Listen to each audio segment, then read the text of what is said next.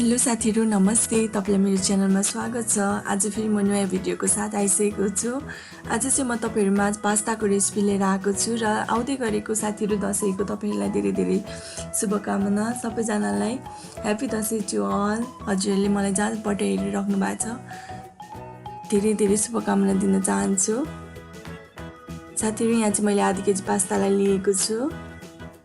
यसैगरी बन्दालाई मसिनोसँग काटेर लिएको छु। गाजर, कैप्सिकम, चना, प्याज, सिमी, टमाटर, नुन, जिरा धनिया पाउडर, हरियो खुर्सानी, लसुनको पेस्ट, सोया सस, सनफ्लावर तेल, बेसार। अब यहाँ एउटा भाँडामा चाहिँ मैले पानी तताइसकेको छु। त्यसमा चाहिँ मैले 1 चम्चा नुनलाई हाल्दिए। सँगसँगै म बेसारलाई पनि हाल्दिन्छु। यसरी हाल्नुभयो भने चाहिँ पास्तामा कलर आउँछ। अब म पास्तालाई हाल्दिदैछु। पानी बोइलिङ भइसकेको छ। अलिकति तेल पनि हाल्दिदैछु। अब यसलाई म चेक गर्दैछु पाक्यो कि पाकेन भनेर। हजुरहरुले चाहिँ हातले पनि चेक गर्न सक्नुहुन्छ थिचेर। धेरै पनि नपकाउनुस् फेरि पाक्दा हुन्छ। अब मैले चाहिँ यसलाई धोइओरी पखालिओरी रेडी गरिसकेको छु। मैले कराई बसाल्दिसके। साथीहरु मेरो च्यानललाई लाइक, सब्स्क्राइब र बेल आइकनलाई पनि दबाइदिनु होला। मैले तेल हाल्दिसकेको छु। तेल तातिसकेको छ। यसमा चाहिँ म प्याजलाई हाल्दिदैछु। सँगसँगै म खुर्सानी, सँगसँगै म लसुनको पेस्टलाई पनि हाल्दिदैछु। अब यसलाई चाहिँ म मजाले मिक्स गर्दिन्छु। यसलाई चाहिँ हल्का खर्याउनु पर्छ। हल्का रातो नहुन्जेलसम्म खर्याइदिराख्नु होला, चलाइदिराख्नु होला। अब यतिको भएपछि म बेसारलाई पनि हाल्दिदैछु। आफूलाई कतिको मन पर्छ त्यही अनुसारको बेसार हाल्नु होला। अब यसलाई पनि म मजाले मिक्स गर्दिदैछु। हजुरहरुलाई मन पर्छ भने हजुरहरुले धुलो खोर्सानी पनि हाल्न सक्नुहुन्छ। धुलो खोर्सानीले चाहिँ कलर पनि एकदम राम्रो दिन्छ। अब यसमा म चनालाई हाल्दिदैछु। सँगसँगै म गाजरलाई पनि हाल्दिदैछु। अब यसलाई म मजाले मिक्स गर्दिन्छु।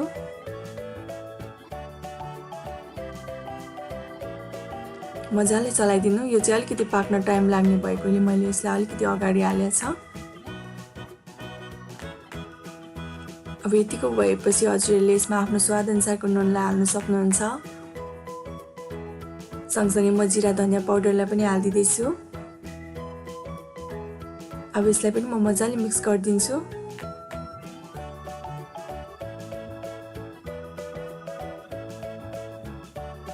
मजाले मिक्स भइसकेको छ। अब यसमा चाहिँ म सिमीलाई हाल्दिदैछु। सँगसँगै म कैप्सिकमलाई पनि हाल्दिए। त्यसैगरी बन्दालाई पनि हाल्दिन्छु।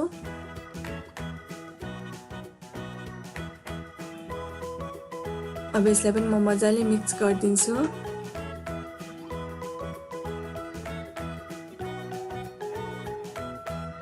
साथीहरु यसरी पकाउनु भयो भने चाहिँ बच्चाहरूले पनि एकदम रुचाएर खान्छ र भेजिटेबल हालेपछि एकदम हेल्दी पनि हुन्छ।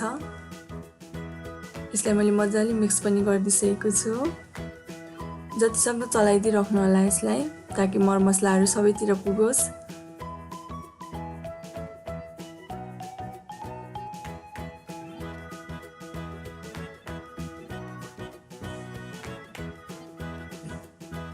अब यसलाई चाहिँ म 2-3 मिनेटको लागि सानो ग्यास पारेर छोप्दिन्छु। 2 मिनेट भइसकेको छ। मैले निकाल्दिसके। हेर्नुस् त यतिको भएको छ। अझै यसलाई म मजाले चलाइदिन्छु ताकि मजाले भेजिटेबलहरू पनि पाकोस्। अब फेरि यसलाई केही बेरको लागि फेरि छोप्दिन्छु। अझै मजाले पाकिसकेको छैन। फेरि मैले 2 मिनेट जति छोप्दिसकेको छु। अब यसलाई चाहिँ म निकाल्दिदैछु। यसमा म टमाटरलाई एड गर्दिदैछु। अब यसलाई म मजाले चलाइदिन्छु।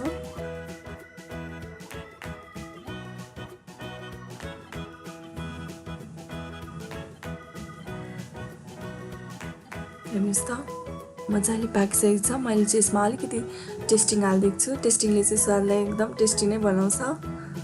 हजुरहरूलाई मन पर्दैन भने नहाल्नु पनि सक्नुहुन्छ। मैले चाहिँ अलिकति हालेर यसलाई म मजाले मिक्स गरिदिँदैछु। हेर्नु त भेजिटेबलहरू पनि मजाले पाकि नै सकेको छ। धेरै पाको भने पनि फेरि मिठो हुँदैन, ठिक्क पकाउनुपर्छ। अब यसमा चाहिँ म पास्तालाई हालिदिँदैछु।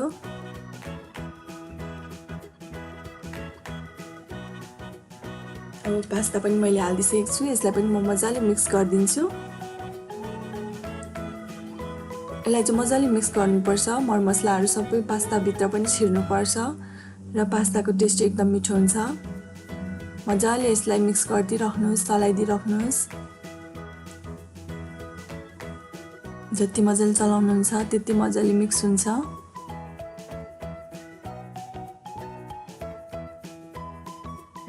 हेर्नु त एकदम राम्रो देखिएको छ। अब यसमा चाहिँ म सोया ससलाई एड गर्दैछु। यसले चाहिँ कलर पनि राम्रो दिन्छ र टेस्ट पनि मिठो आउँछ। यो हालेपछि हजुरले अमिलो समिलो नहाल्दा पनि हुन्छ। हजुरलाई अलिक धेरै नै मनपर्छ भने चाहिँ हाल्न सक्नुहुन्छ, नत्र स्किप गर्न सक्नुहुन्छ। मैले चाहिँ म सोया सस हालेर मजाले चलाइदिँदैछु, मजाले मिक्स गरिदिँदैछु। हेर्नुहोस् त कति राम्रो भएको छ, कति यम्मी देखिरहेको छ। वासना पनि मिठो आइरहेछ। अब यसलाई चाहिँ म सर्भ गर्दैछु।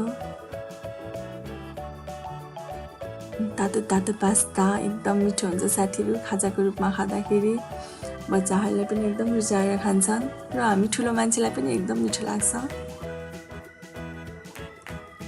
वाउ, हेर्नुहोस् एकदम मिठो बनिएको छ। हजुरहरू पनि ट्राई गर्नुहोस्, कस्तो लाग्छ कमेन्टमा भनिदिनुहोस्। Thank you for watching. Don't forget to subscribe.